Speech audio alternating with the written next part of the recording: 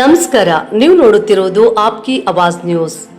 ಹಾವೇರಿ ಜಿಲ್ಲೆಯ ಹಿರೇಕೆರೂರಿನಲ್ಲಿ ಕರ್ನಾಟಕ ರಾಜ್ಯ ಮಾಧ್ಯಮಿಕ ಶಾಲಾ ನೌಕರರ ಸಂಘದ ವತಿಯಿಂದ ಹಳೆ ಪಿಂಚಣಿ ಯೋಜನೆ OPS ಜಾರಿಗೊಳಿಸುವಂತೆ ಆಗ್ರಹಿಸಿ ಪ್ರತಿಭಟನೆ ನಡೆಸಲಾಯಿತು. ಸಂಘದ ಜಿಲ್ಲಾಧ್ಯಕ್ಷರಾದ ಶ್ರೀ ರಾಜೇಂದ್ರ ಬೆಟ್ಟೇಳಿರ ಅವರ ನೇತೃತ್ವದಲ್ಲಿ 2006ರ ಜೂನ್ 1ರ ನಂತರ ನೇಮಕಗೊಂಡಿರುವ ಶಿಕ್ಷಕರು ಹಾಗೂ ಸಿಬ್ಬಂದಿ ಪ್ರತಿಭಟನೆಯಲ್ಲಿ ಭಾಗವಹಿಸಿ ಹೊಸ ಪಿಂಚಣಿ ಯೋಜನೆಯಿಂದ ತಮ್ಮ ಭವಿಷ್ಯಕ್ಕೆ ಅನಿಶ್ಚಿತತೆ ಎದುರಾಗಿದ್ದು ಸರ್ಕಾರ ಕೂಡಲೇ ಹಳೆ ಪಿಂಚಣಿ ಯೋಜನೆ OPS ಜಾರಿಗೊಳಿಸಬೇಕೆಂದು ಒತ್ತಾಯಿಸಿದರು.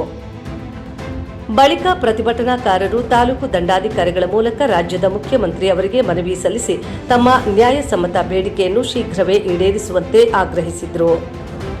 ಈ ಸಂದರ್ಭದಲ್ಲಿ ಜಿಲ್ಲಾಧ್ಯಕ್ಷರಾದ ಶ್ರೀ ರಾಜೇಂದ್ರ ಬೆಟ್ಟಳ್ಳಿರ ಸೇರಿದಂತೆ ಸಂಘದ ಪದಾಧಿಕಾರಿಗಳು, ಶಿಕ್ಷಕರು ಹಾಗೂ ಸಿಬ್ಬಂದಿ ಹೆಚ್ಚಿನ ಸಂಖ್ಯೆಯಲ್ಲಿ ಭಾಗವಹಿಸಿದ್ದರು.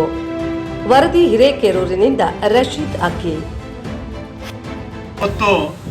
ನೌಕರ ಬಾಂಧವರೇ, ಈ ಸರ್ಕಾರ ನಮ್ಮೆಲ್ಲರಿಗೂ ಸಹಿತ OPS ಅನ್ನ ಜಾರಿ ಮಾಡ್ತೇವೆ ಅಂತ ಹೇಳಿ ಪ್ರಣಾಳಿಕೆಯಲ್ಲಿ ಬಳಸಿದ್ರು. ಆದರೆ ಇಲ್ಲಿವರೆಗೂ 3 ವರ್ಷ ಕಳೆದ್ರೂ ಸಹಿತ ಈ ಸರ್ಕಾರದಲ್ಲಿ OPS ಬಗ್ಗೆ ಏನೂ ಮಾತನ್ನೇ ಆಡ್ತಾ ಇಲ್ಲ. ನಾವೆಲ್ಲ ಒಗ್ಗಟ್ಟಾಗಿ ಈ ರೀತಿಯಾಗಿ ಹೋರಾಟ ಮಾಡದೆ ಹೋದರೆ ನಮ್ಮಗಳಿಗೆ OPS ಕನಸಾಗುತ್ತೆ.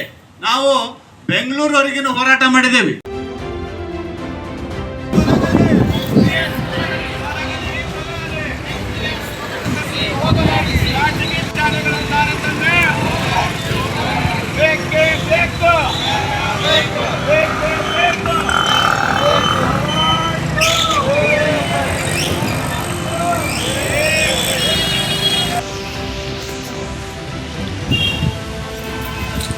ದಯಮಾಡಿ ಮನವಿಯನ್ನು ಸ್ವೀಕರಿಸಿದಂತಹ ಮಾನ್ಯ ತಾಲೂಕು ದಂಡಾಧಿಕಾರಿಗಳು ನಮ್ಮನ್ನೆಲ್ಲ ಉದ್ದೇಶಿಸಿ ಮಾತಾಡಬೇಕು ಅಂತ ವಿನಂತಿಸಿಕೊಳ್ತಾರೆ. ನಮಸ್ಕಾರಗಳು.